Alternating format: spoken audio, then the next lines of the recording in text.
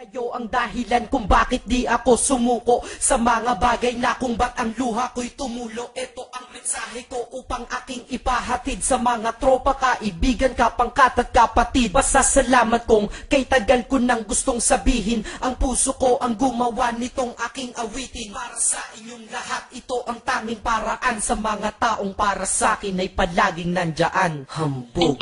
Kayo ang dahilan kung bakit di ako sumuko sa mga bagay na kung ba't ang luha ko'y tumulo. Ito ang mensahe ko upang aking ipahatid sa mga tropa, kaibigan, kapangkat at kapatid. Pasasalamat kong kay tagal ko nang gustong sabihin, ang puso ko ang gumawa nitong aking awitin. Para sa inyong lahat, ito ang tanging paraan sa mga taong para sa akin ay palaging nandyan. Upang ako'y mabigyan ng kalakasan ng loob at manatili na nakatayo at di patataob na kahit na anumang pagsubok na nagdadatingan. Di ako takot pagkat alam kong may malalapitan. Pag ako ay mayroong problema na dinadala, akala ko ako'y nag-iisa, ngunit hindi pala. Alam nyo ba kung bakit?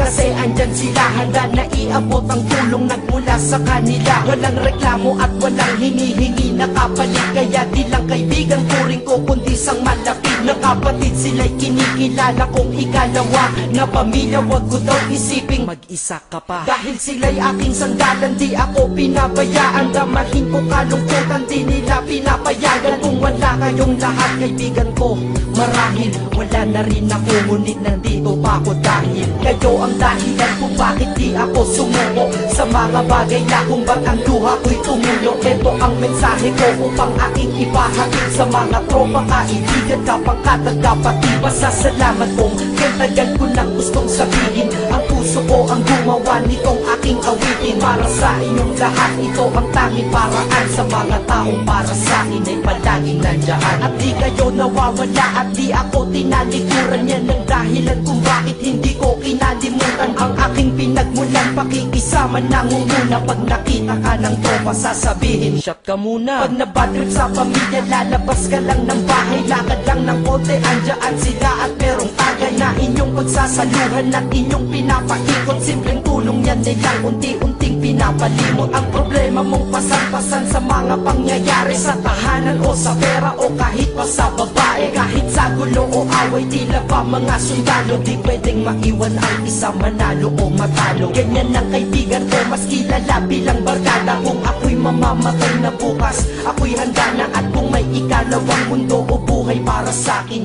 sana magiging tropa ko kayo pa rin. Kayo ang dahilan kung bakit di ako sumuko sa mga bagay na kung ba't ang luha ko'y tumulo. Ito ang mensahe ko upang aking ipahatid sa mga tropa, kaibigan, kapangkat at kapatid. Pasasalamat kong kay tagal ko nang gustong sabihin, ang puso ko ang gumawa nitong aking awitin. Para sa inyong lahat, ito ang tanging paraan sa mga taong para sa akin ay palaging nandyan. Kaya ako'y kontento na dahil kayo'y naging parte ng buhay ko. Sa kabutihan nyo, paano ko gagante? Magtatawagan ng mga tropa, kita-kita lang sa kanto. Pagkatapos didiskarte ng pichelyosi at baso, papaikot ang sombrero para mag-ambag ang tropa. Kahit 20 pwede na, basta lamang makatoma. Ganito kami, at least magkakaramay. Kaya wag kang magtaka kung ba't masasaya ang tambay, dahil tambay ay binubuo ng samahan na tunay. May kaibigang adik, mabait, iba ay merong sungay. Oo, iba-iba ang aming mga katauhan, pero iisa ang grupo pag sa trip at kagaguhan. Pag ika'y nalulungkot, kanino ka ba lumalapit? Pag nais mong bumitaw, kanino ka ba kumakapit? At kanino ka lumapit sa oras ng kagipitan? San pa ba? Diba sa kaibigan? Kayo ang dahilan kung bakit di ako sumuko sa mga bagay na kung ba't ang luha ko'y tumulo. Ito ang mensahe ko upang aking ipahatid sa mga tropa, kaibigan, kapangkat at kapatid. Pasasalamat kong kay tagal ko nang gustong sabihin, ang puso ko ang gumawa nitong aking awitin. Para sa inyong lahat, ito ang tanging paraan sa mga taong para sa akin ay palaging nandyan. Salamat.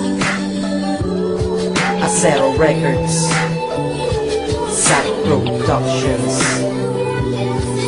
hambog ng Sad Pro Crew.